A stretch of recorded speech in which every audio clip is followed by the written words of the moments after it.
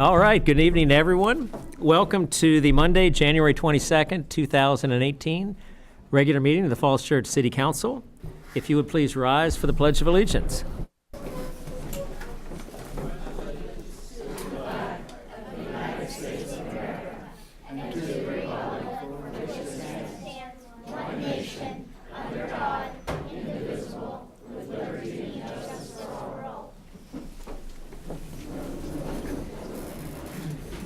Madam Clerk, will you call roll, please? Yes, sir. Ms. Conley? Here. Mr. Duncan? Here. Ms. Hardy? Here. Mr. Lickenhouse? Here. Mr. Snyder? Mr. Z? Here. And Mayor Charter? Here. Thank you, Council. Thank you. And do we have a motion regarding the meeting agenda?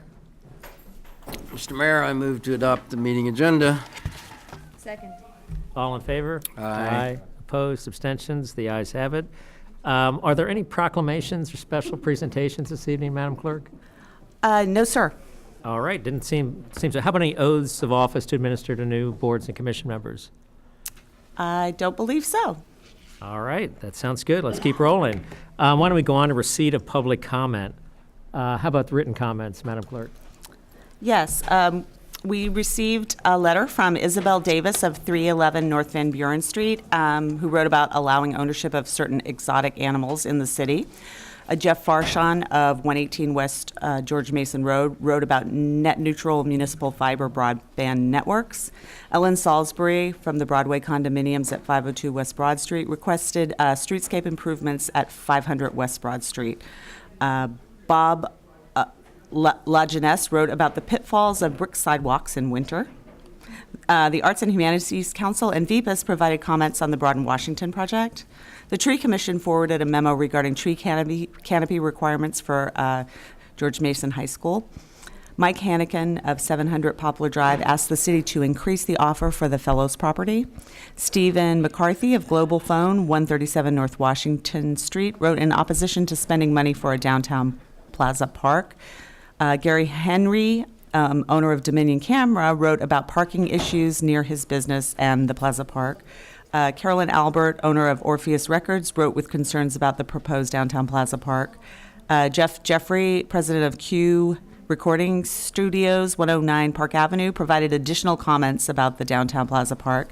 David Geis, owner of CD Seller, 105 Park Avenue, wrote in opposition to the park. VPAS provided comments about the downtown Plaza Park, stating that it was premature to move ahead. Karen McGonigal sent information about energy-efficient HVAC. Ron Anzalone, chair of the Historical Commission, wrote with concerns about development around the historic area of Cherry Hill Farmhouse. Leslie Rye wrote about non-school uses of the current and planned high school. And Brian Williams and Andy Rankin, CEO and president of Viget 105 West Broad Street, wrote in support of the downtown Plaza Park. All right, thank you very much. It was a busy week in written correspondence. I understand we have some folks from Lincoln Avenue here this evening. And if so, would you all like to come forward and say something? Welcome to you all. Hopefully your game went well. My name is Jeff Jordan. I live at 414 Lincoln Avenue. And this is a set of neighbors from Lincoln and Meridian to share with you our thoughts about the new crosswalks across Lincoln at Yucatan and at Meridian. And we wanted to start with our children. Sounds good. Hi, I'm Erin Tarpgard at 417 Lincoln Avenue, and I wanted to thank you so much for making our crosswalk. It makes my morning so much easier because I don't have to look for cars coming and bumping into me while I'm trying to get to the bus stop each morning, and so thank you so much. Thank you. We've actually been, I'm Annalise Levitt from 504 Meridian Street, and Erin, Helen, and I have actually been friends for a really long time, and it's been really difficult to get to Erin's house on the other side of the street, and we're really thankful that now we have a safer way to get across. Thank you. Thank you. I'm Helen of 414 Lincoln Avenue, and she said that we're friends for a long time, so we like to walk our dogs together. So it's been easier to get across and walk the dogs. I'm Ben at 312 Lincoln Avenue. Like last year, it took me like 7 minutes to get to the bus, and I live like 2 minutes away. But it's really a lot quicker now and more convenient. Thank you. Thank you. Is there anyone else, any of the other gang who wants to get up and speak? I've got some pins. You don't have to speak, but anyone who wants to. All right. We just want to say a huge thank you to the council for listening to our concerns just over a year ago. Many of us came to express our concerns. You listened and you funded the traffic calming program. So we want to express our gratitude for making our neighborhood so much better.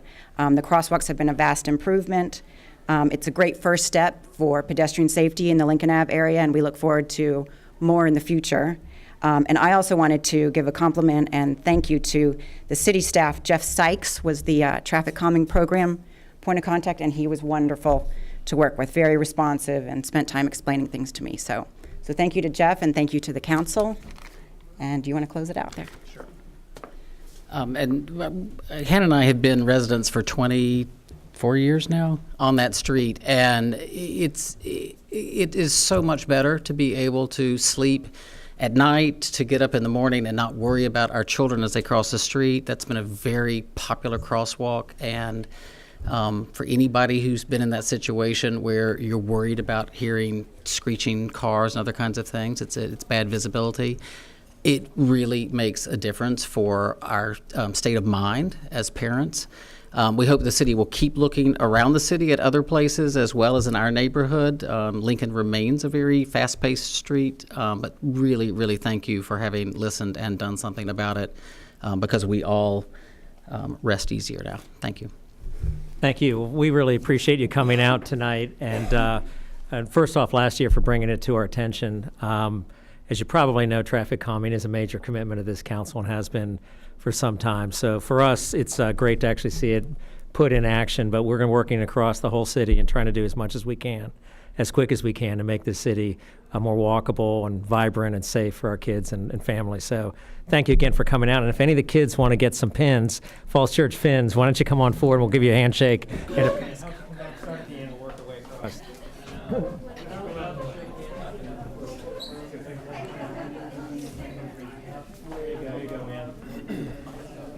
Hang on, here's one for you too. Thanks for coming in. Thank you. Thank you guys for coming in. Thanks so much for coming in. Thank you guys for coming in. Appreciate it. Here you go. Thank you for coming in and visiting us. You want fit? Here you go. I thought you did. All right. Thanks There you go. Thank you for coming in. Appreciate You don't it. want to shake my hand. You just want the pin, don't you? That's all. Thanks so much for coming in. There you go. All right. There you go. Good work. See you later. Much. Yeah, thanks a lot, Sharon. Thanks for coming out. Yeah, thank you. All right, good job, huh? Good to see Thanks you. a lot, man. You Thank too, you you for too. coming in. Yep. Thank you guys. Thank you. Thank you so much. Appreciate it. Yeah, good to see you. Thanks so much. Hey, how are you?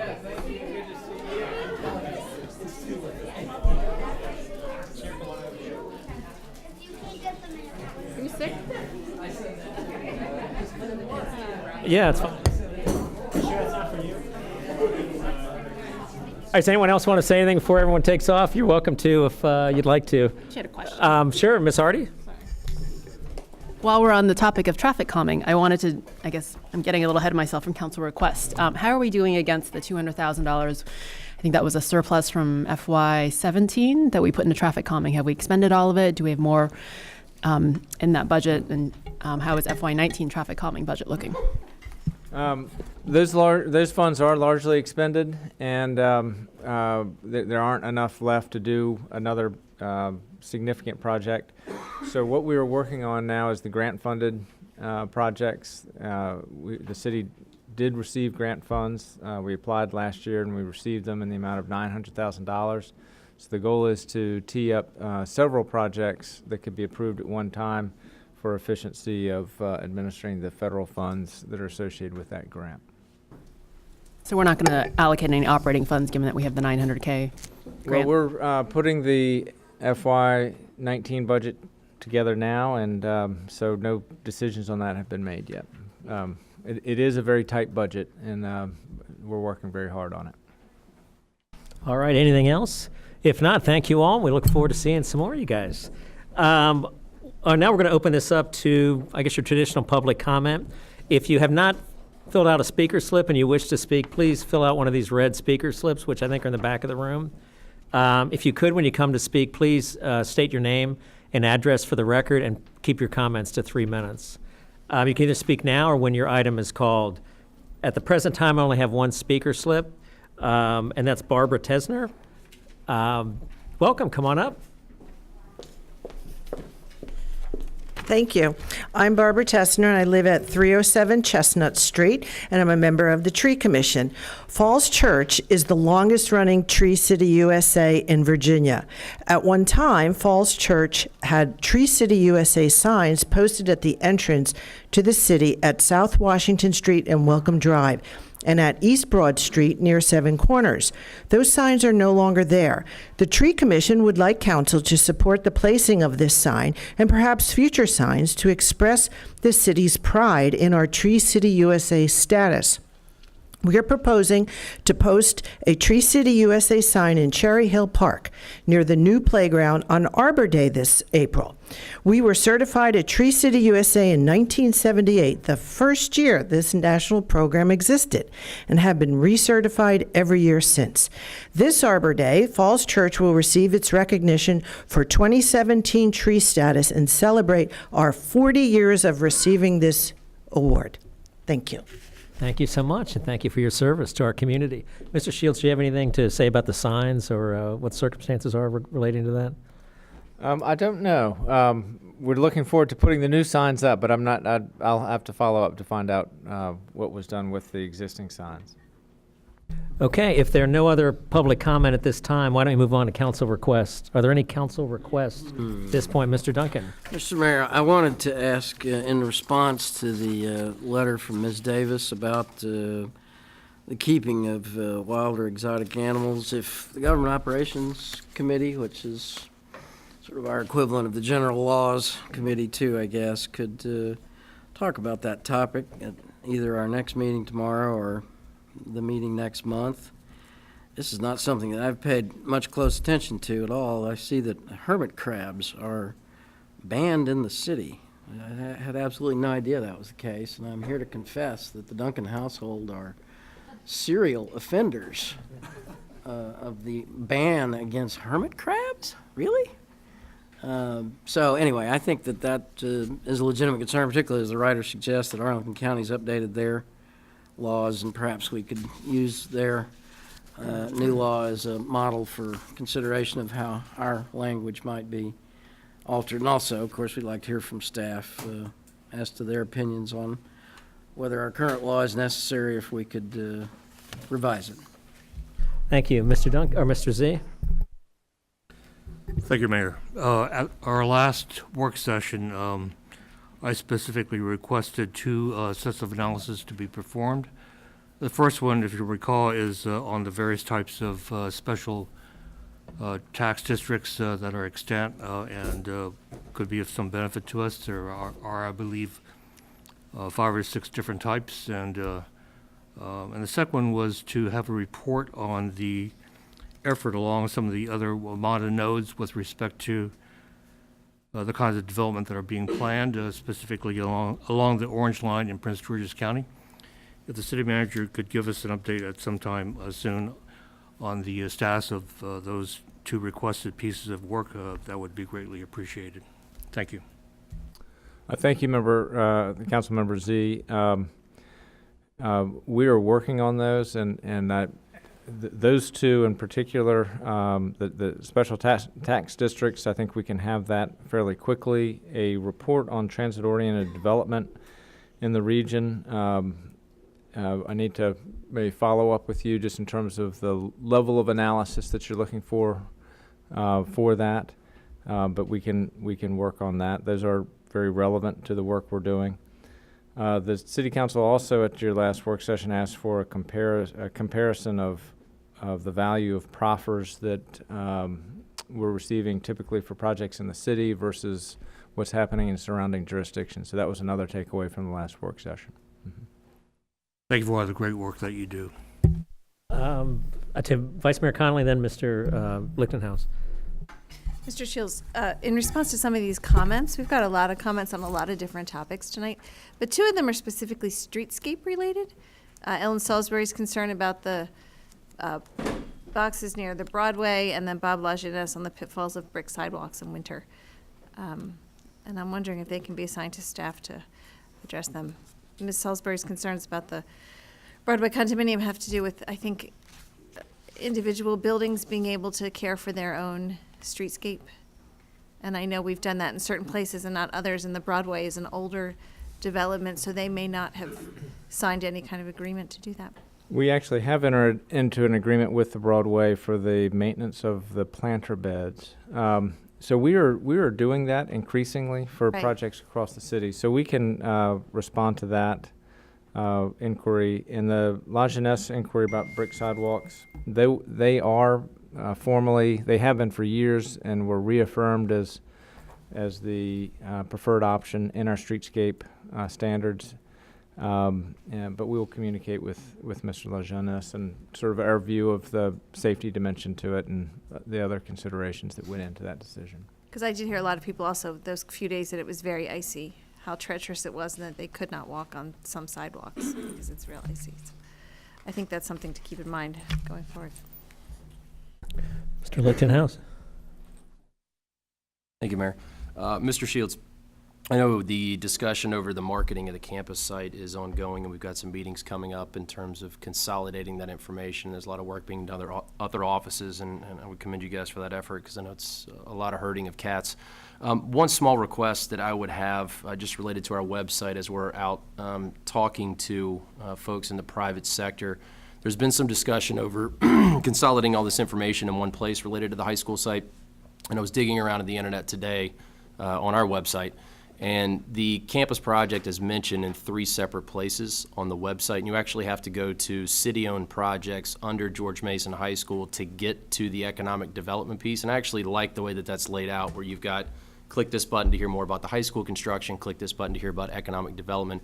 I think it would be good to have all of that and consolidated in one place, so folks can get all of the information that they need through that one subpage. Because right now it's under small area plan, it's under city-owned buildings, and it's under projects, basically. So I will send you a link. What I'm talking about, maybe we can get together later this week and figure out how, and maybe it's a redirecting of pages, but I want to make it as absolutely easy as possible for folks in the development community to go to one place to find everything that they need about what's going on that site over there. All right, anything else? Or should we move on to the report of the city manager? Mr. Shields? Thank you, Mayor Tarter, members of council. Just a few things to report on. This is the first public meeting, a regular meeting, where Jim Snyder's been here since his promotion as Director of Community Planning and Economic Development Services. So I wanted to acknowledge him and look forward to working with him in that capacity as part of the reorganization that we did.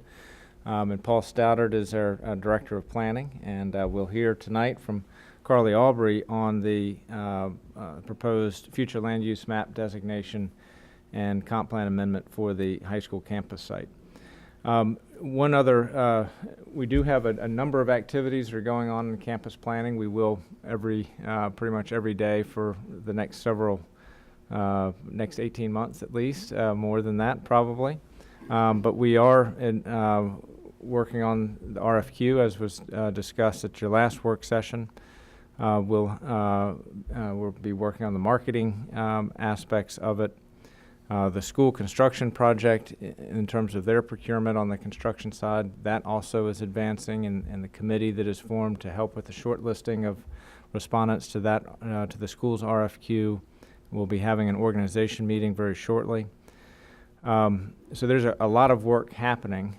We'll have a meeting on Sunday at 2 o'clock for the public, so we can provide an update and a briefing for the public, and I will be there, the superintendent of schools will be there to present information and then answer questions and respond to any concerns or have a community discussion about our progress on this very important project. If I could just interrupt real quick, where is that meeting being held? That meeting is here at, I think it's in the community center. I just want to I make think sure it's- people know, yeah. the public knows where it is. It's part of the reason I didn't mention, but it's in this room, I believe. And it'll be filmed and live streamed as well. Yeah. All right, thank you. Sorry to interrupt. We are, and we're continuing our work with the adjacent property owners and neighbors, and that the WMATA comprehensive plan, Fairfax County is starting its public process for considering that application, and that included a letter to us that we received later today asking for us for our comments on WMATA's plan, which is very similar to the letter we sent out to our neighbors when we were considering the comp plan amendment that the council will take action on tonight. So a lot of work is proceeding along the plan as we laid out months ago. I'll shift now to an update on the City Hall project. If you've been over to the building, you can see there's a lot of work happening there. We're in the demolition phase. So the council chambers have largely been disassembled. The G level is completely clear now. The parking lot's being taken up. For the public, what is important to know is the building is still open for business. If you need to pay your taxes or get building permits, it is still very much business as usual. But things will start to change. Come early February, the west wing of the building will move to 400 North Washington Street. And so specifically, if you're coming to City Hall to do business, to get a building permit or a site plan or any kind of a land use action, you would go to 400 North Washington Street. The east wing will stay at our current location until early April. There'll be a great deal of public notice and communication about those changes, but I wanted to take the opportunity tonight to mention that as well. So those are items that I wanted to report on tonight. I'd be happy to answer any questions. Questions? Ms. Hardy, then Mr. Lichtenhouse. Great. Thank you, Mr. Shields. You mentioned where we were with the school construction process, and I was just checking the timeline that was shared with the public. It looked like the first round of proposals were due on January 17th, so last week. Have we gotten, or have we disclosed, I guess, how many proposals we got, and have we shared that with the public yet? I don't know that I'm able to comment on that. I think they're being evaluated for compliance with the RFQ, but we're having our organization meeting this week, and I think I plan to participate in that, and I'll have much more information at that point. Mr. Lichtenhouse. Yeah, I just want to make sure we've got very prominent signage outside of the west wing when you guys move to 400 Sure. North Washington. Mm-hmm. Very visible. All right, anything else from Mr. Shields? If not, why don't we move on to business on the agenda? Will you call the first item, Madam Clerk? We have a TR 17-45, resolution to amend the city's comprehensive plan to 1, amend Chapter 4 to add a special revitalization district for education and economic development. 2, designate on the future land use map approximately 34.62 acres of land located at 7124 Leesburg Pike, portions of real property code numbers 51-221-001, 51-221-002, and 51-221-003. Partly for parks and open space use with 2 school symbols, 24.28 acres, and partly for mixed use, 10.34 acres. 3, designate a special revitalization district for education and economic development over the entire 34.62 acres of this land. 4, designate approximately 2.40 acres of land located at 7100 Gordon Road, real property code number 52-101-012, as business on the future land use map. And 5, designate approximately 0.62 acres of land located at 1230 West Broad Street, portion of real property code number 51-219-011, as business on the future land use map. Thank you very much. Thank you, Ms. Aubrey. Good evening, Please. Council. The intent of the requested resolution is to provide comprehensive plan text amendments and suitable land use designations for the properties that became part of the city during the 2013 Boundary Adjustment Agreement. Based on plans and studies completed for the areas and the recently adopted or approved bond referendum, the proposed amendments would provide future land use designations where they are currently undesignated and also reflect long-term planning goals of the city. The proposed land use designations for the city's property yard, which is number 4 on this map, and Falls Plaza, which is number 3, are proposed as business, which is consistent with the adjacent parcels and also with the larger subject parcel in the case of Falls Plaza. For the schools-related parcels, this area would be shown on the map as a special revitalization district for education and economic development, and would have designations of parks and open space with 2 school symbols and also mixed use. This would provide suitable land use designations for a new high school, an expanded middle school, and also signal the city's intention to facilitate and support significant mixed-use development. There are proposed text amendments to Chapter 4 of the Comprehensive Plan for the Special Revitalization District for Education and Economic Development. These would establish goals and strategies that are desirable for the mixed-use area, or for the entire area. The goals and strategies are listed on pages 9 through 11 of the staff report. Since the first reading, there are some additions and deletions shown in the proposed text, primarily for purposes of clarification. And also at the December 18th meeting, the Planning Commission recommended approval of these changes along with 2 additional items. The first is that under the 3rd goal, which is to encourage creative proposals and successful economic development to offset school construction debt, they proposed adding "and to provide other community benefits." Under the first strategy for the same goal, the addition, they were proposing that after the floor area ratio range of 2.5 to 4.0 to add "or higher." This would be consistent with the square footage that's also listed in that strategy. They had the language "or higher" after that one as well. The school board recommended approval of the proposed amendments, and Arlington County stated that adding development near metro stations has been a longstanding policy of Arlington County, and they believe it's a creative solution to meeting the city's needs. Fairfax County also provided comments that the amendments are in conformance with the boundary adjustment agreement, and that they look forward to providing more comments and working with the city during the rezoning and small area planning process. And that's my report, and I can take any questions. All right. Any questions? Mr. Z. Thank you, Mayor.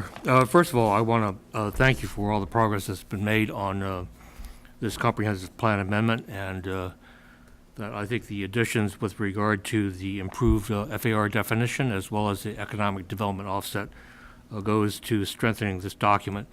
I would ask at this time if you could just remind us and for those watching how this comprehensive plan amendment nests or is part of the strategy that also includes small area plans and zoning. You know, what do those other things mean in the context of this change?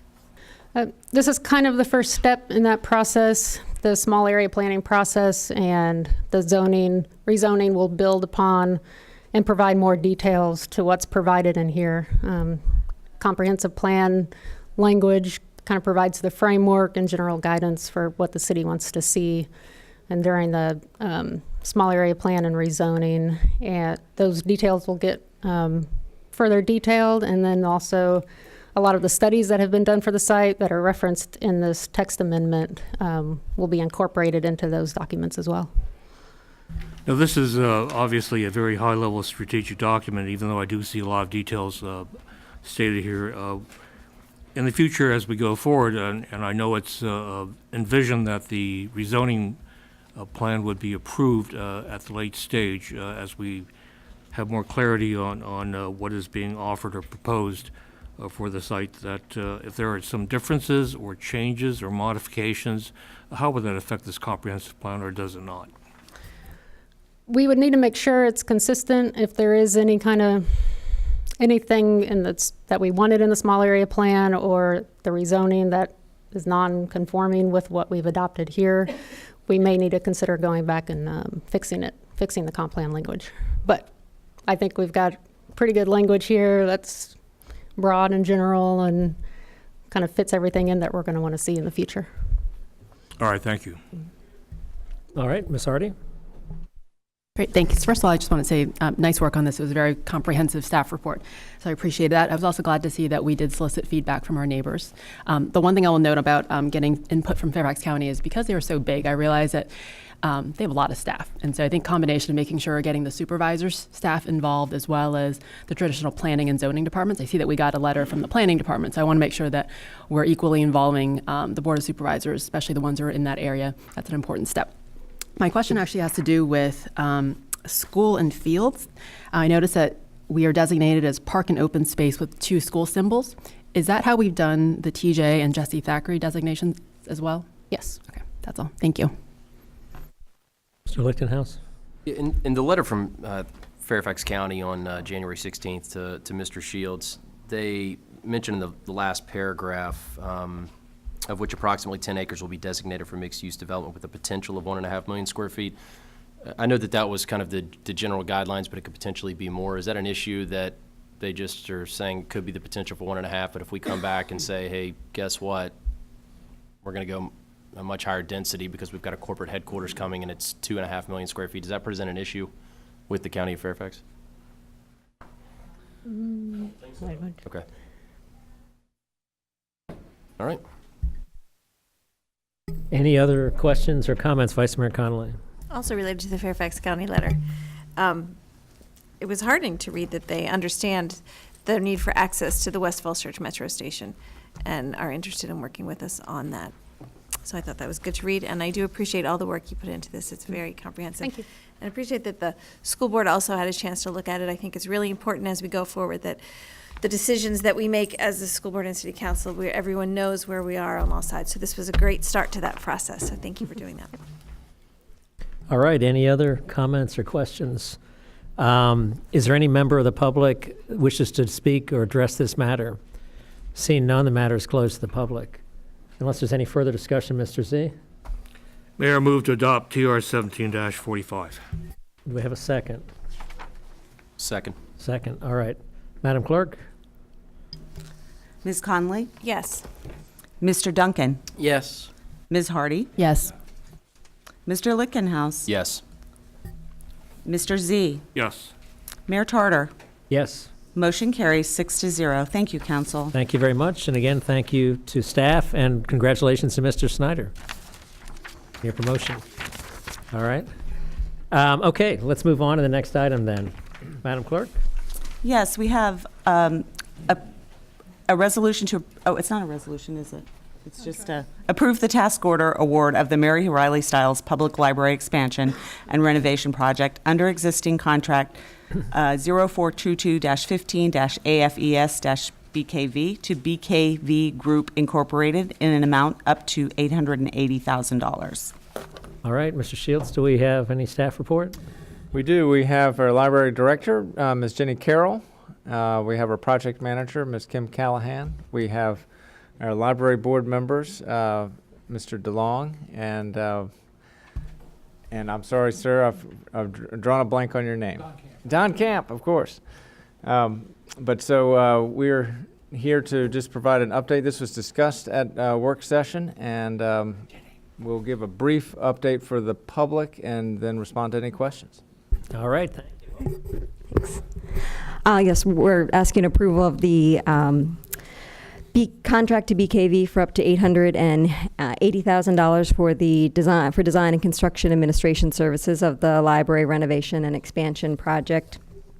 The $880,000 is a upset amount, is a limit. Where the original task order, the first task order for the main, the bulk of the work is really $738,136, and then the additional $141,000 would be for potential future services that we may need, as well as contingency.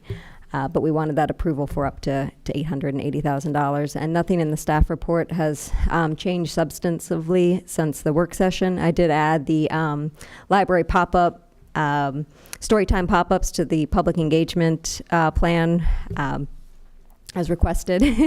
And then there was a little bit of clarification on line 28 about the task order agreements, where we've actually negotiated with these contracts, we've pre-negotiated the hourly rates of the consultants as a way to make sure that we're getting competitive rates. So they submit their proposals based on the number of hours they think it'll take them to do the tasks with the agreed upon rates that have already been assigned per the task order contract. But with that, there's no other changes. So if there's any questions, I'm available. All right. Are there any questions? Ms. Yes. Hardy? I had two. First one hopefully is easy. After we spend this 880, or maybe hopefully less than that, how much more do we need to get to the GMP? Like, what's the next phase of this process? Does this get us to a GMP, or is there another phase of architecture and design? No,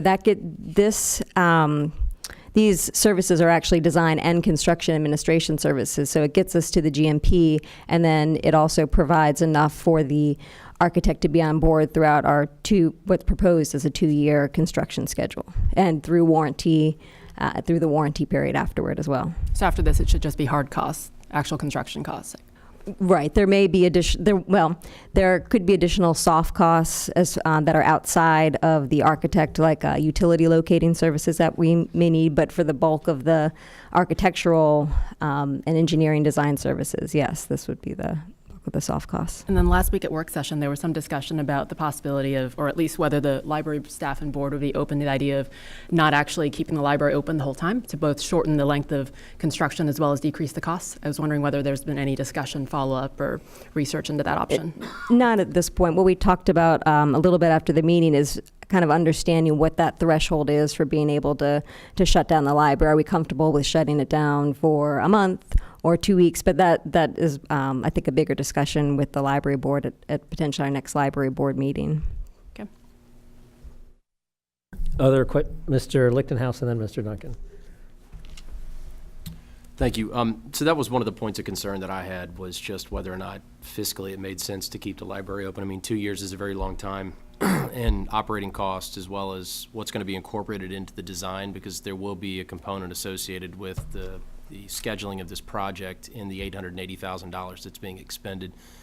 For me personally, it would be good to know what those additional costs are before moving forward with the planning process, because I think it just makes, in my mind, it just makes sense to get this done in orderly and quickly as possible without moving things around and shifting the library. So I mean, it would be good for me to know personally what those cost savings are by shutting it down. Maybe it is a nominal amount. Maybe I'm thinking that it's not that much. The other piece, and again, I'm relatively new to this, so forgive the questions if they've been beaten severely over the last few years. But in terms of parking associated with the expansion and the renovation, what discussion, or where are we in terms of the parking that would be set aside, potentially added to this project, or discussions with the neighboring building over at 313 Professional? Because I know that there have been some, I guess, points of friction with folks parking in the designated parking lot and then walking over to the library. Have any discussions taken place in terms of how that might look after the renovation? We haven't talked about parking with the neighbors at this point yet, but the plan was to keep the 7 parking spaces that are currently there. We don't have a way to add spaces on the current lot, right? Because it's a very tight space. I know we're looking at, it's in the preliminary design phases, but the Great Streets project could potentially add some parking spaces along Park Avenue. But as far as the library site itself, we haven't found another way to add additional parking spaces. I just get concerned about exacerbating that problem, because I know that, which I think is a great idea, is to incorporate more meeting space into the library, which you guys are doing, because there's not very much in there, and increasing the demand for parking for the use and an actual physical expansion of the size of the building. I'd like to see at least, some thought put into that, before moving down the path of the final design. Okay. But within this $880,000, is there, how much flexibility in terms of the cost associated with it and the time put into it would there be to contemplate those two things? Meaning, could you approve this and during the planning process say, okay, well, we actually need to schedule for closing it down if that's an option, or we need to plan around some additional parking? Well, for the phasing, that's part of the whole design process. We've got to come up with a plan first and see what works, and then work with the general contractor and the architects to come up with a design that minimizes the phasing and understand how that's going to operationally affect the library and how long we need to how long we would need to shut the library down for during certain phases. So that's got to be part of the design process, because we need the architect and the contractor to work together to kind of start solving these issues. So it's just going to be something we have to resolve as we go forward. Okay. With the parking, that's a bigger challenge. There's limited space. That's what we have. We could work. We'll reach out to the adjacent business owners to make sure that our patrons aren't parking in their spaces, but I don't see any options on the site to provide additional parking. And we have, in the earlier planning for this project, parking adjacent on the lot you're talking about was with this project. It was, there's the library piece and then there's the parking piece. And after studying that option, that was dropped from the plan. But we can speak with you just about the reasons for that, and it is not in the scope of work of this architectural services. No. So as a separate issue, we would need to start that process, kind of rethink that whole process and plug it into the CIP process. And currently it is not in the capital improvements program. But we could talk maybe after this meeting and just give you the background on that. Yeah, I'm not suggesting that it's building parking garage specifically for the library. I just get concerned about if folks do start to enforce towing in certain sites and people are overextending the generosity maybe of some businesses around it after the construction, that we've created a bit of a further parking problem related to city-owned sites. Yeah, I mean, that's something we'll have discussions with the neighboring property owners. We haven't started that dialogue yet, but as far as I know, Jenny, unless with the neighboring property owners, but we will certainly engage them in the process. Okay, Mr. Duncan. Thank you, Mr. Mayor. So I assume before we even get the renovated library open, you're going to have parking issues with the people who are building the renovated library. Right. So you're going to have discussions with somebody about where to put the cars and work vehicles and so forth of the several dozen people who are going to be involved. So this will come sooner than later to our attention, I'm sure. If those workers are parking in the nearby neighborhoods, we will hear about it pronto. And so, yes, we encourage you to do what you can to engage. We encourage the city to do that. It's time for Mr. Lichtenhaus's benefit for the standard gag line that, when the survey was done about what to do about the library, the users all said, oh, we got to keep the library where it is now. We love walking to the library. It's just great. Love walking to it. That was the best thing about the library. And then when asked what's the worst thing about the library, they said there's no place to park. And, that is the eternal contradiction of the public that we are asked to resolve here.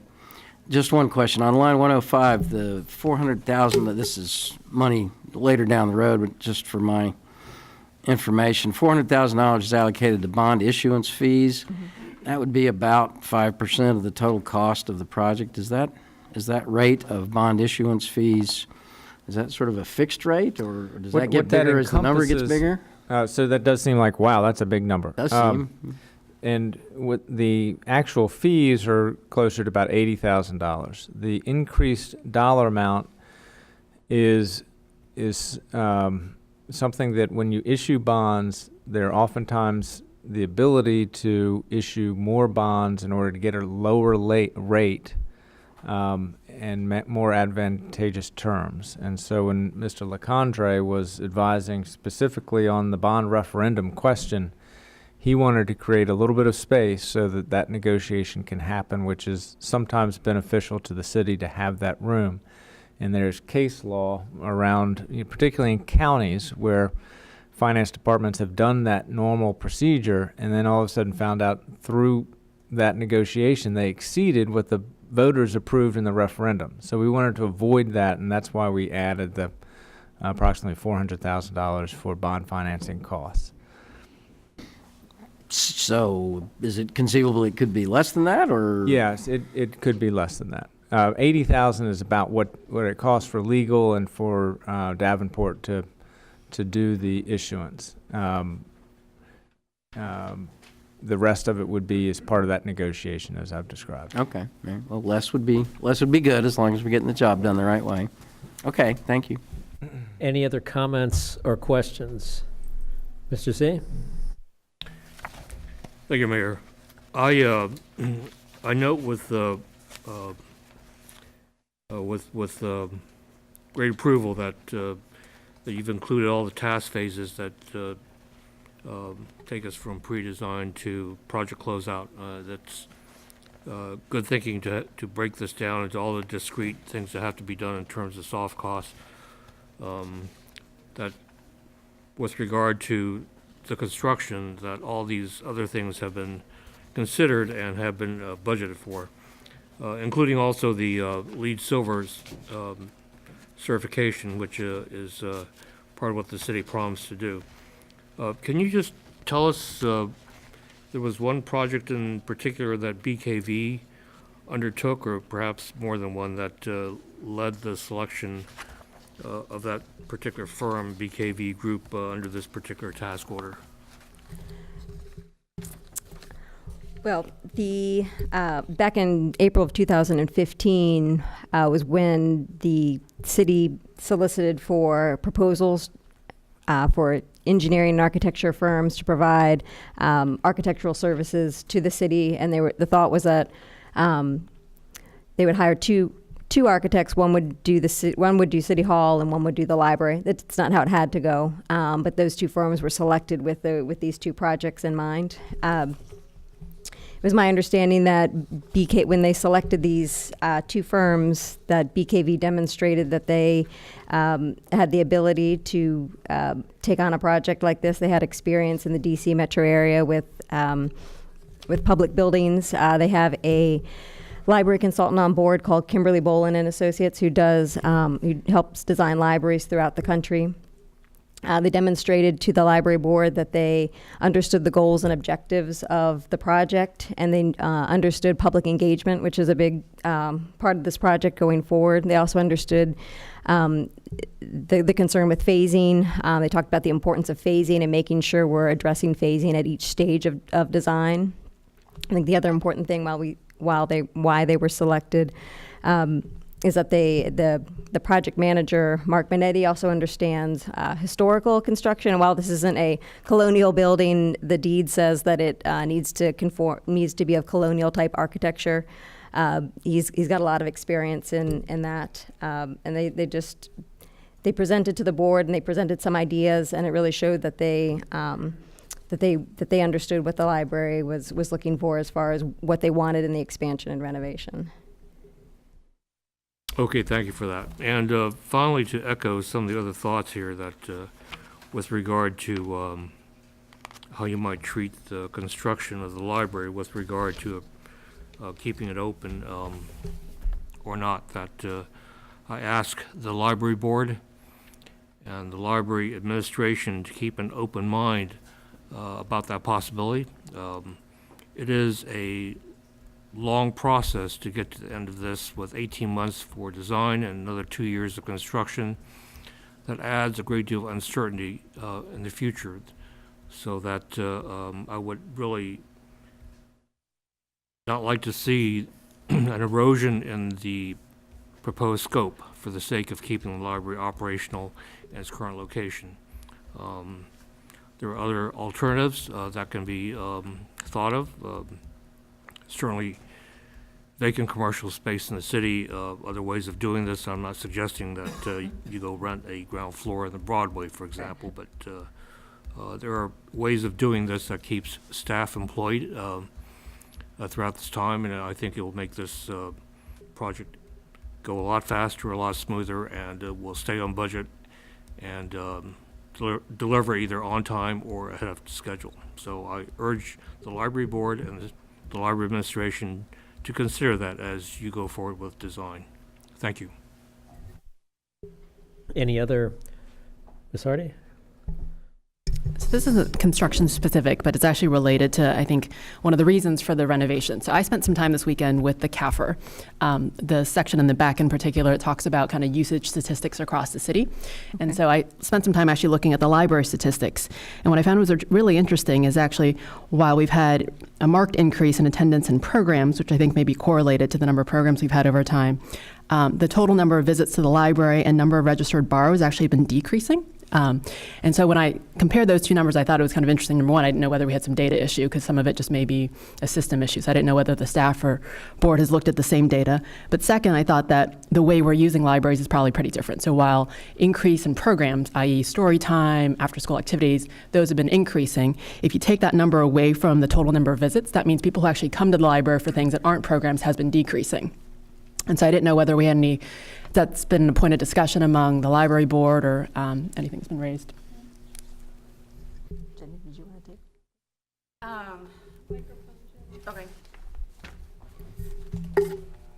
I think overall, I don't know that I've seen a decrease in we haven't had a decrease in checkouts of materials. So last year we did about $500,000 in checkout in materials. And yes, I would agree that our programs, the number of people attending our programs has been increasing. Also, the number of our programs has been increasing as well. I haven't taken a look at how that breaks down in terms of the number of people coming into the building. So I'm happy to take a look at that. One thing of note is that the peak number of borrowers and visitors was actually in 2015, and it's been decreasing. And so it's only been about 3 years or so, but I think it just represents kind of a change in maybe how visitors to the library may be using services differently. So they may be there for our Storytime program. They may not be a resident of ours because at the same time our population's been increasing over the years. And so what I thought was interesting is that while, again, attendance at programs has been increasing, actual attendees and visitors to the library is decreasing, which I think is an important trend for us to keep in mind as we think about the importance of this renovation. Mm-hmm. Okay. Mr. Lichtenhouse? Yeah, just one last, I got it for either one of you guys.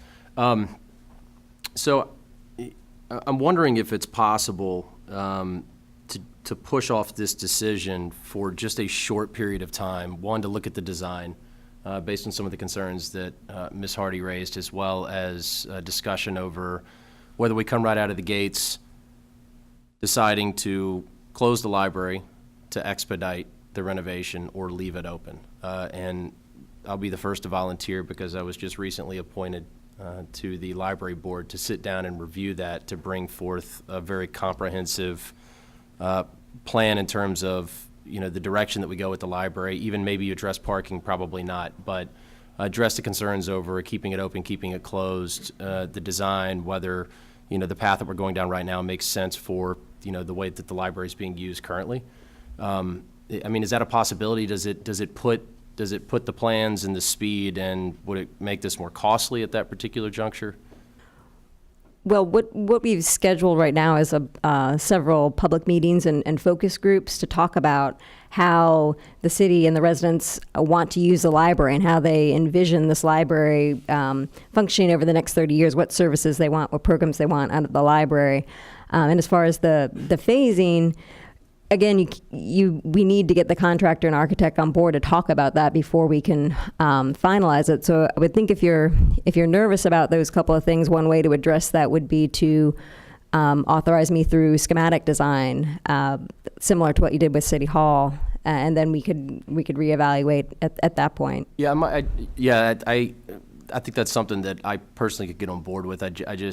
It makes me nervous, having worked in commercial real estate, the idea of opening up, you know, the first 10% of this project without having done the town hall, without having the community input, without understanding the full design, without having made that decision as to whether or not the city and the citizens want to keep it open or keep it closed and understand all of the costs and benefits. I thought Jim had a question. So that would be, you know, something that I'd feel more comfortable with. I am fully in support of renovating the library. My kids and my family and I use it, and I think it's a great asset to the city. But I just get a little apprehensive in terms of, you know, where we are right now with going ahead and moving forward with borrowing at, you know, the full 10%. Sure. Comments, Mr. Duncan? So just to follow up on that line of inquiry, my understanding of the process that you've mapped out is that this is going to authorize us to, hire individuals and put them to work listening to the public and hearing what the public has in mind for our new library before any kind of, detailed specifics of what the inside of the building is going to look like is settled on. So if through the process of public engagement, we called to the public's attention what Ms. Hardy just shared and said, look, it appears that, programs are the hot thing and check-ins and outs of material are not so much. Why is that? Is that, first, true?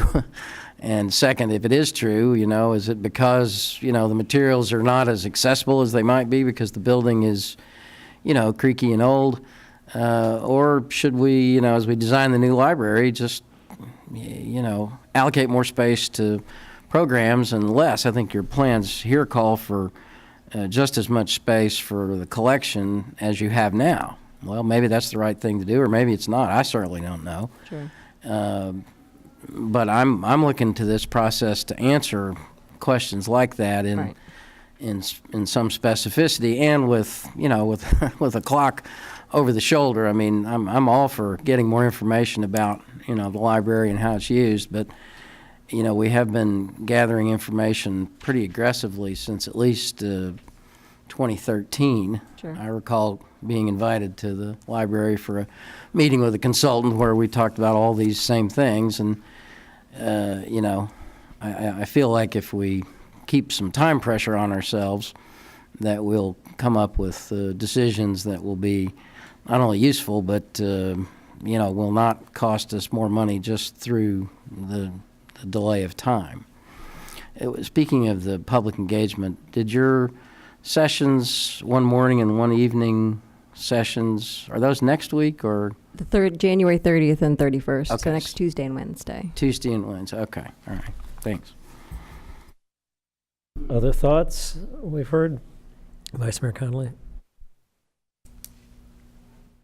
The request is to authorize $880,000. That brings us to the end of the design and construction Correct. phase. And then council will be asked to authorize the rest of the funding to actually begin the building. Correct, yes. Once we get the GMP negotiated, then we would come back to council for approval of that. And there'll be plenty of back and forth in the time, as I look at your very detailed engagement schedule, as well as presenting to council and the planning commission and others. There's going to be a lot of back and forth. You're not just going to go into a vacuum and No, decide with the library board and come out and say, this is how it's going to be. No, and The that was. intent is to really have community engagement along the way and updating city council as you go. Correct. That's why I laid it out in the staff report of what we plan to do, so that I'm not going to come here once and then see you when I need construction money.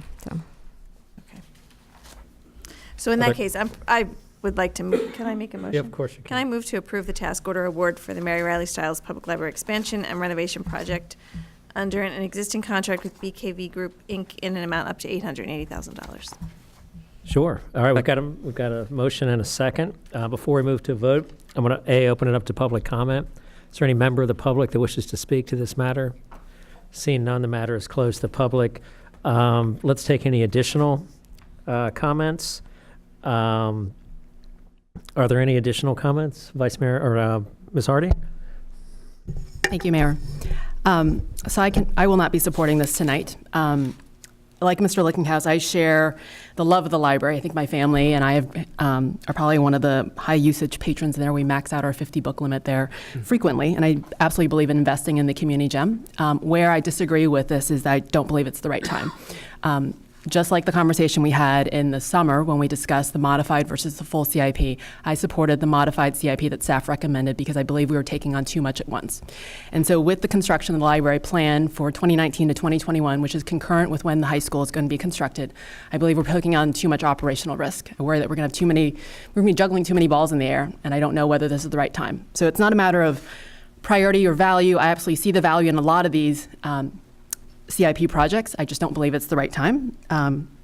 I believe we can pursue kind of a library renovation well within the referendum and bond legal timelines that were required.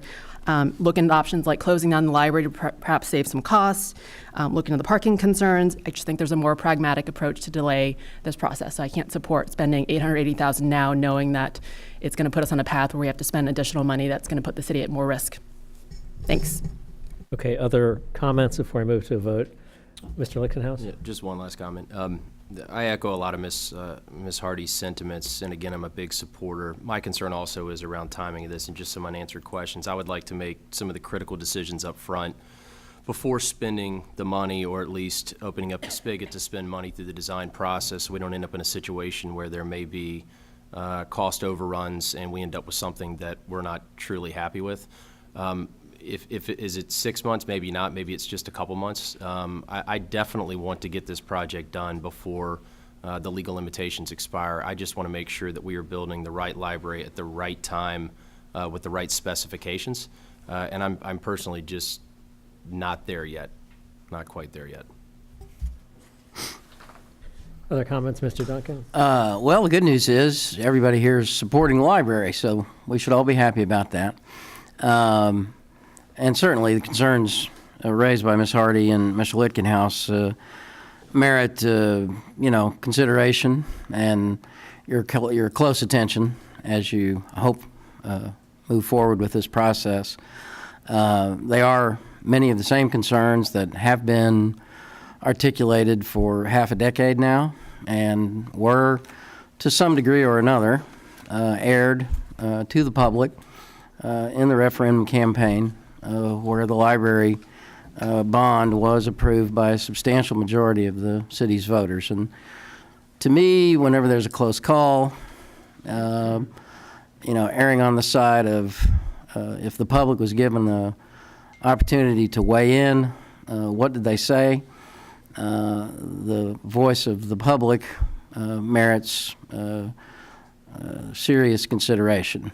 And to me, what I heard out of the library referendum was, we understand that a lot is going on. I mean, keep in mind when we were voting on the library referendum, we didn't even know the shape of the high school plan. We knew it was going to be big. Now, to me, things seem a little more tangible. We know, where we need to go with the high school. We're underway at City Hall. I mean, I think this council has, very responsibly and carefully and detail-mindedly tackled each one of these projects in turn. And I think now it's the turn for the library to really get down to brass tacks and figure out how we can do, a good building that will endure for another generation, that hopefully will meet the needs of the modern consumer. And I do note that Ms. Hardy and Mr. Lichtenhouse are the younger generation council members here, and therefore we are really building this library for, their children as much as anybody. But I do think that, we need to do what we've done in each of the previous two projects, the high school and the City Hall. We may not be fully comfortable with everything that we wish we knew, but we do feel like we know enough to move forward. And so I'm hopeful that my colleagues would consider the voice of the people in their bond referendum and weigh that in your thinking. Thank you. Mr. Zane?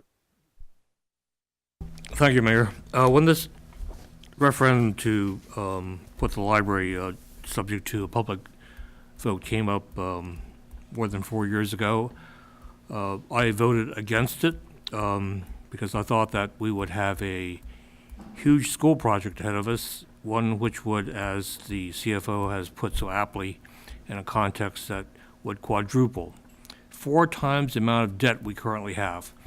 And I was thinking that, well, the library is probably just a little bit of ADA and elevator and bathroom improvements. The rest of it could just go along. But the people of the city voted to renovate the library. And as an elected representative, I am encumbered to execute this in the most meaningful fashion possible. And so in that regard, I will vote yes. Thank you. All right. Anybody else? I share some of the concerns about this. It is difficult. We got a lot of balls in the air right now.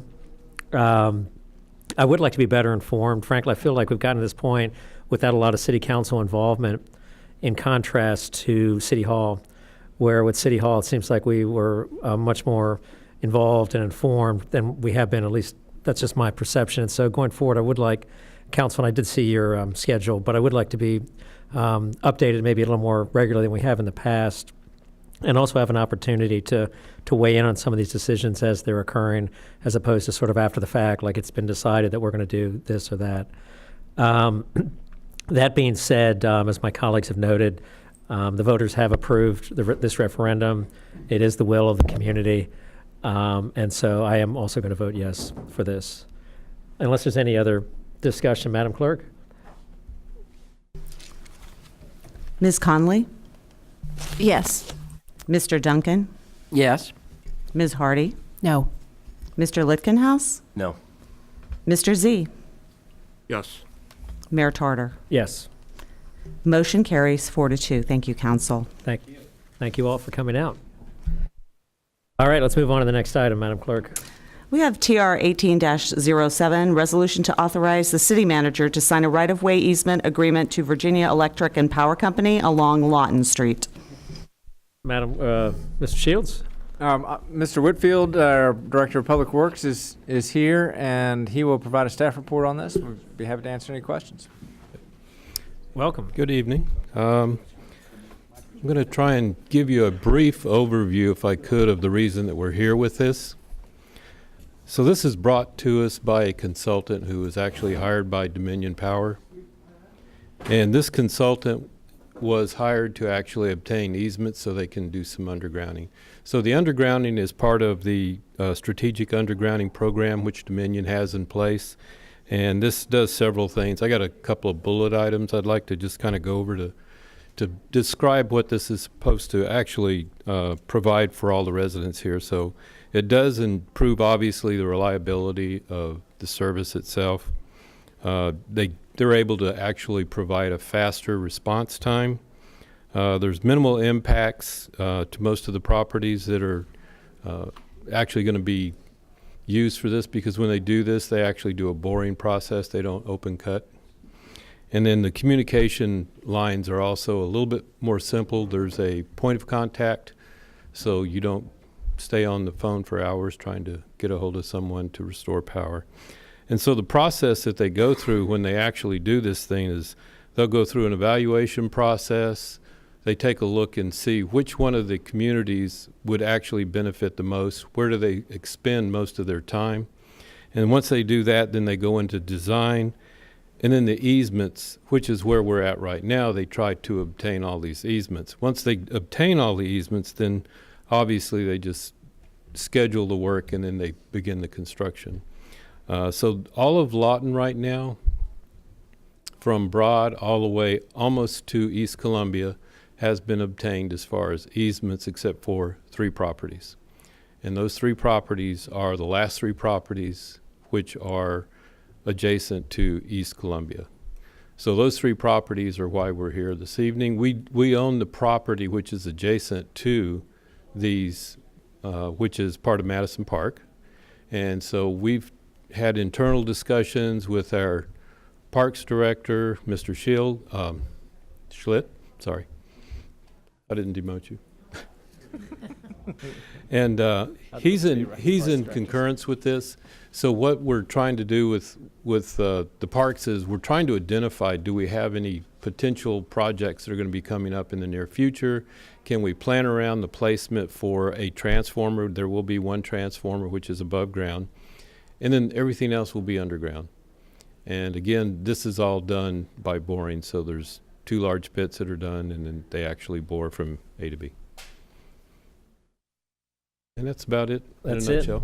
All right, questions, Ms. Hardy? Great, thank you, Mr. Whitfield. So not specific to this, although I'm glad to see that we're working with Parks on coordinating on this. I remember actually a discussion about this over 2 years ago at this point when Dominion came out and presented kind of their prioritization. They had a little algorithm around how they prioritize which areas get undergrounded, their utilities based on their outages. Do we have a schedule of where else we're going to have future undergrounding? And then my second question is, are we actually going to get other utilities also undergrounded? So not just the power lines, but all the other things that are in the way too. Yes, first question, Cindy.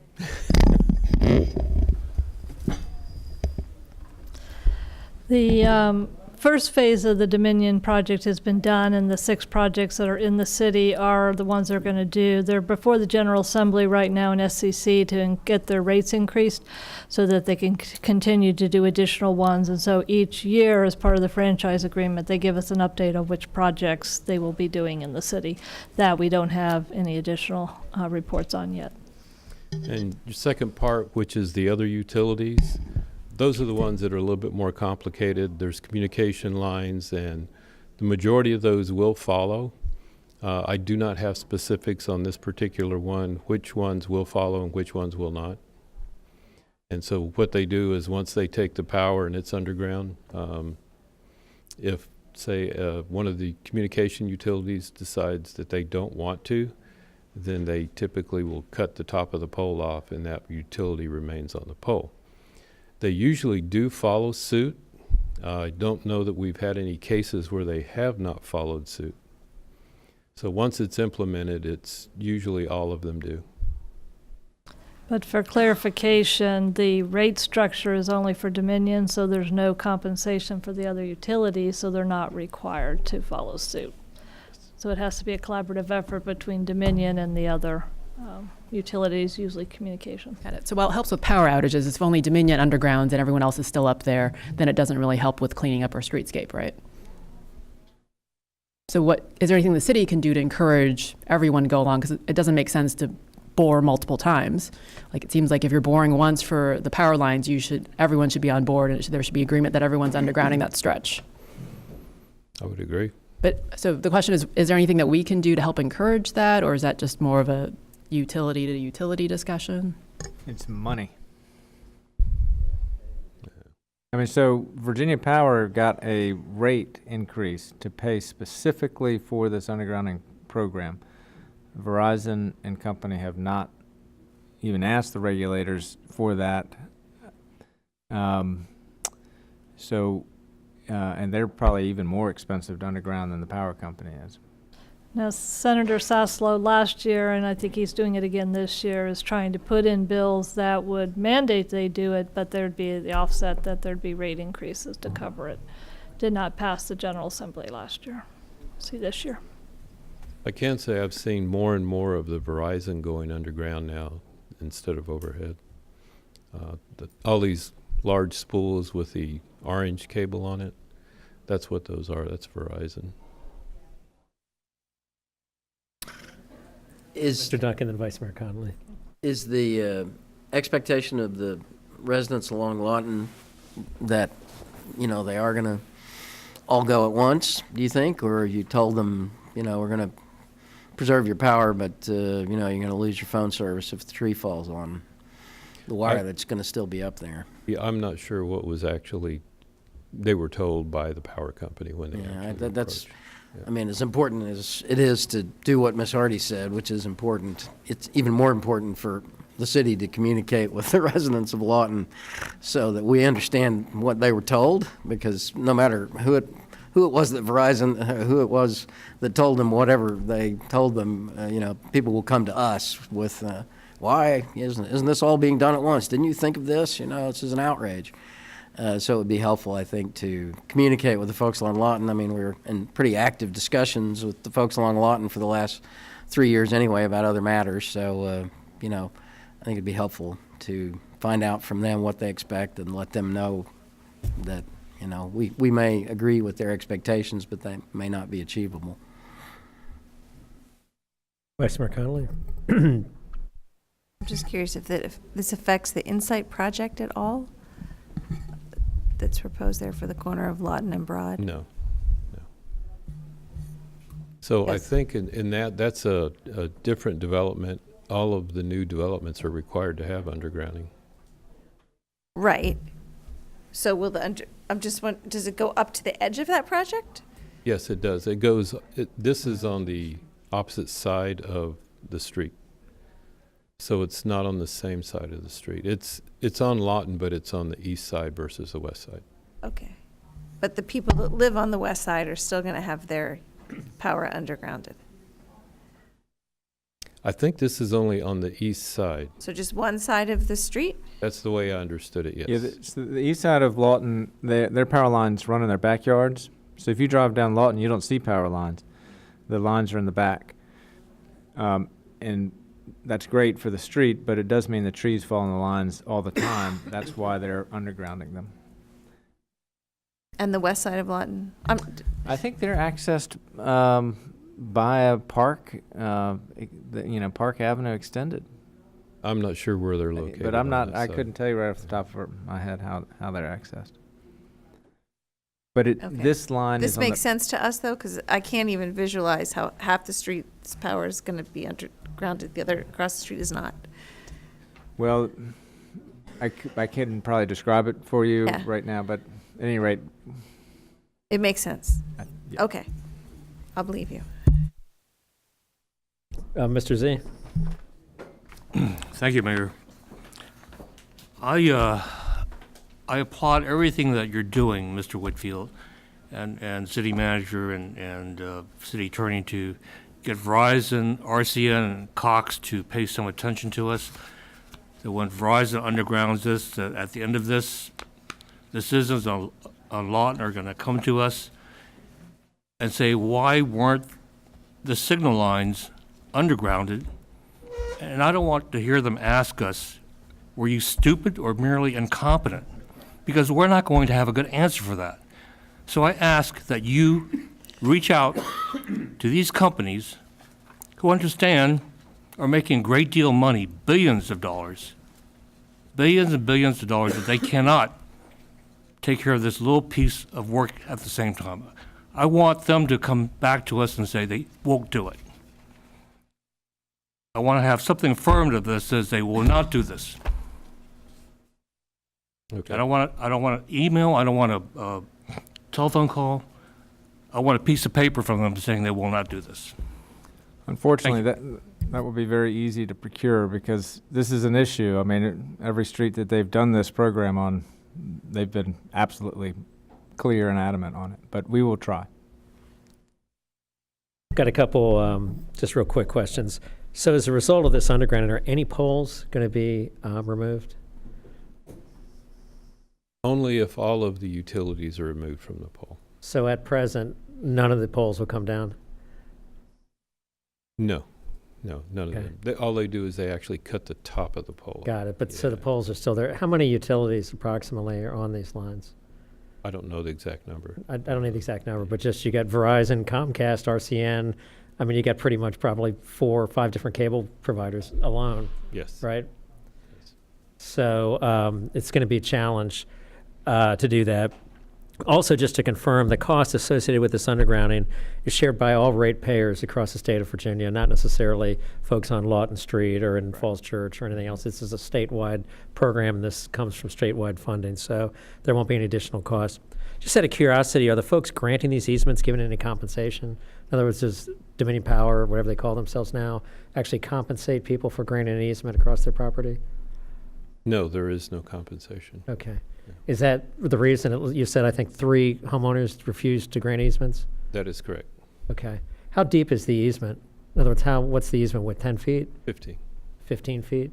So we're encumbering what part of, is it the park itself, the sort of the tail of the park up to Columbia? We're encumbering the city property then with 15-foot easement? Yes, so it's a little difficult to see on here. It parallels Lawton. Oh, it does parallel Lawton. It starts at East Columbia, and it runs for about 220 I think it might feet. be the plug right now. Do the easements, I mean, they should, if you can, provide, they're non-exclusive. In other words, we can put something else in that 15-foot width, not just Dominion Power. Correct.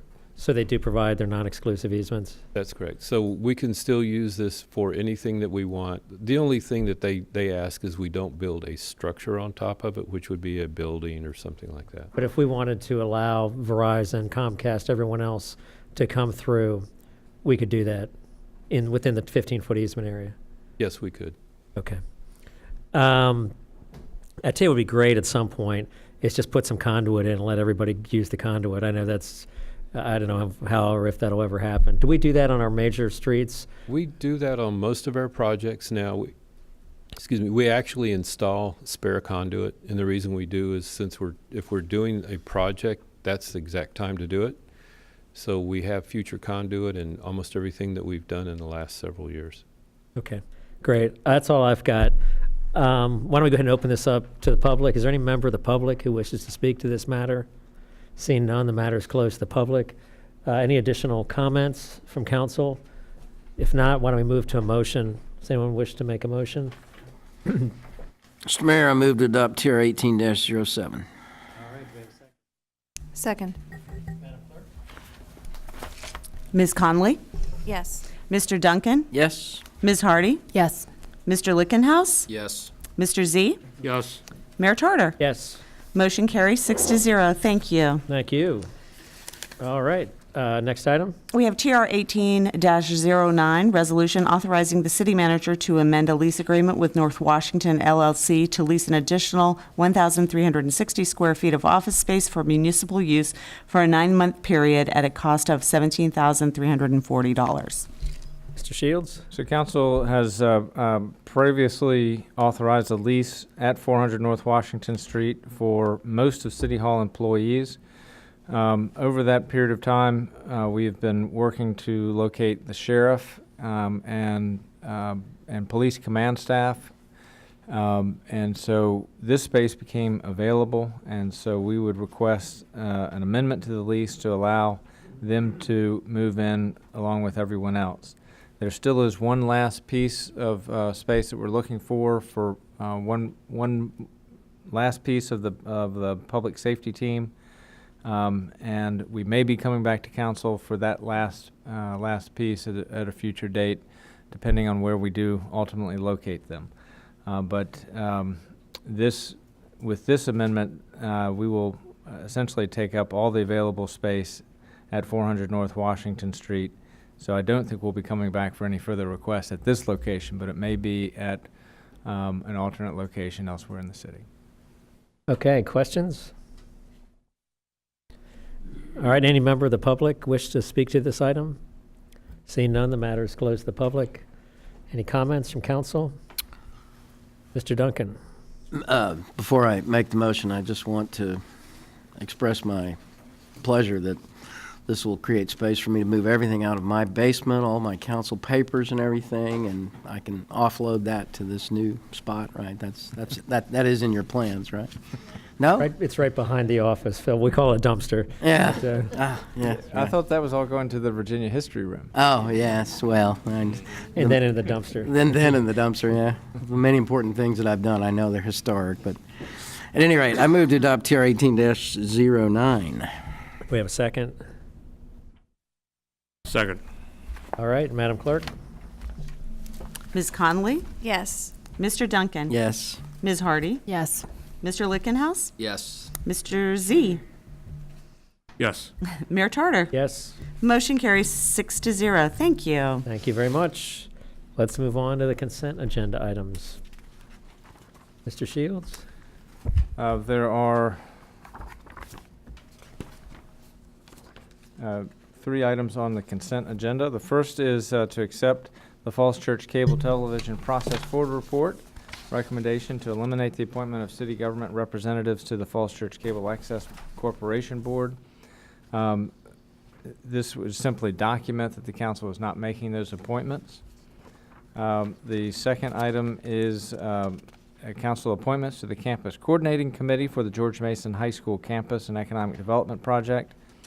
That would be for for Mayor David Tarter, Council Member Letty Hardy, Planning Commission Member Russell Wadiska, and Economic Development Authority Member Michael Novotny. The school board is planning to take action on Tuesday night for their appointees. It is my understanding, well, maybe I shouldn't say it yet, but I think they're working on those appointments, and that will be public tomorrow night. And then the last is the slate of appointments, and Councilmember Z, if you'd like to speak to those.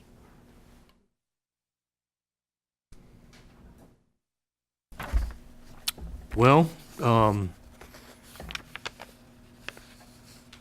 move to take the, just to separate these items, to take them off the consent calendar. I'm happy to make the appointments in turn. I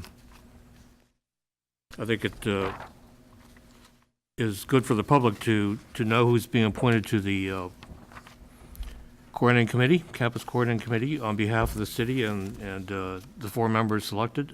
So I think we should announce them in public. So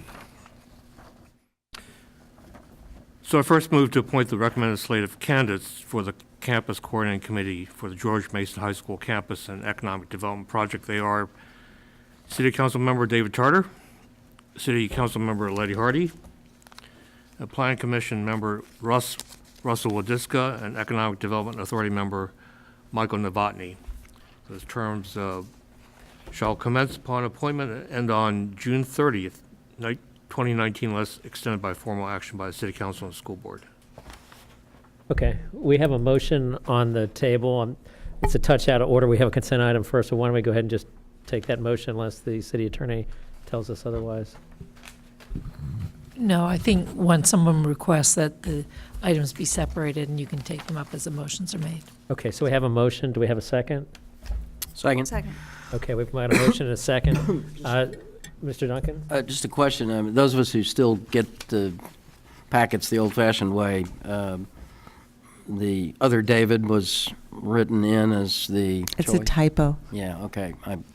Ms. Hardy informed me of that. She, being, part of the hip online generation, had the correct version, and I did not. So. I caught it before I sent the paper out. I mean, after I sent the paper out. Okay, I was going to say. Okay, fine, thanks. Just want to make Thank sure you for that asking. those of us who got the paper version, now know the truth. Okay, we've got a motion and a second. Is there any member of the public who wishes to speak to this matter? Seeing none, the matter is closed to the public. Any council comments? If not, Madam Clerk? Good luck. That would be my comment. Thank you for your service. I'm serious. I mean, that's going to be a ton of extra work, and we appreciate you doing it. Ms. Conley? Yes. Mr. Duncan? Yes. Ms. Hardy? Yes. Mr. Lickenhouse? Yes. Mr. Z? Yes. And Mayor Tarter? Yes. And the motion carries. Thank you. All right, we have 2 other items, which I guess are still on the consent agenda. Is that right, or did the... That's correct. Mayor, move to approve the remainder of the items on the consent agenda, including the following appointments: the reappointment of Donald Camp to the Library Board of Trustees, a new appointment of Kathleen Tice to the Library Board of Trustees, reappointment of Rochelle Baramini to the Economic Development Authority, new appointment of Joan Thomas to the Long-Term Care Coordinating Council, reappointment of David Calabrese to the Board of Zoning Appeals, appointment as regular member John Miesla to the Board of Zoning Appeals, reappointment of Catherine Chandler to the Recreation and Parks Advisory Board, reappointment of Linda Valentino to the Historic Architecture Review Board, reappointment of Isaac Hurd to the Citizens Advisory Committee on Transportation, reappointment of Paul Baldino to the Citizens Advisory Committee on Transportation, reappointment of Joseph Douglas Sr. to the Towing Advisory Board, and the reappointment of Edward Rose III to the Fairfax Falls Church Community Services Board. All right, do we have a second? Second. All right, any public comment? Seeing none, the matter is closed to the public. Madam Clerk? Ms. Conley? Yes. Mr. Duncan? Yes. Ms. Hardy? Yes. Mr. Lickenhouse? Yes. Mr. Z? Yes. Mayor Tarter? Yes. Motion carries 6-0. Thank you. All right, is there any other business not on the agenda anyone would like to speak about? Any standing regional committee and council liaison reports to be made? Mr. Z? Thank you, Mayor. I have the pleasure of announcing that our Environmental Sustainability Council and in concert with the Tree Commission is planned to hold a seminar on February the 15th at the time of the regular meeting, except it would begin earlier at 6:30. And the topic is developing a resilient, sustainable West Falls Church project. And so far what's shaping up is we would have representation from the District of Columbia Energy Environmental group to tell us what we mean by resilience and what Washington, D.C. has done already. Also representatives from USGBC, Perkins & Will on LEED neighborhood development standards and the RELY standard. Hopefully we'll have also someone to talk about sustainable landscapes and microgrids and distributed energy. And finally, I think it's noteworthy, we're working on this, not quite sure yet, but we're trying to land 2 developers in the Capitol Riverfront Business Improvement District that achieve LEED Gold for the yards and LEED Platinum for the Canal Park development. And to wrap it all up, we'll have Michael Stevens, who's president of the Capitol Riverfront Bid, to talk about how sustainable neighborhoods contribute to a sense of place and economic development. All right, thank you very much. Thank you for that fine work. Any other reports, comments? Mr. Duncan. Just wanted to thank everyone for the fabulous, mighty fine City Hall groundbreaking event last Wednesday when it was burr cold.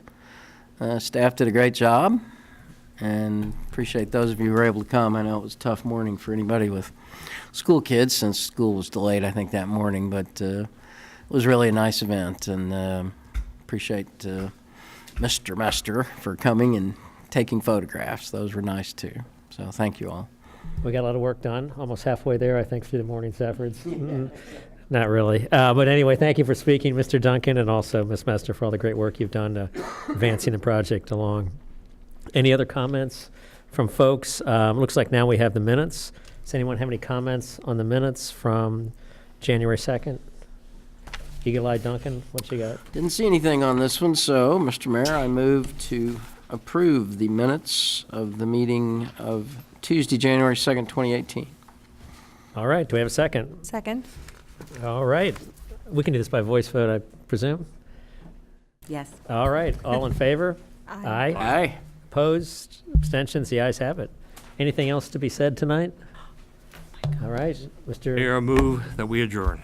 Sounds like a plan. Let's do it. Wow.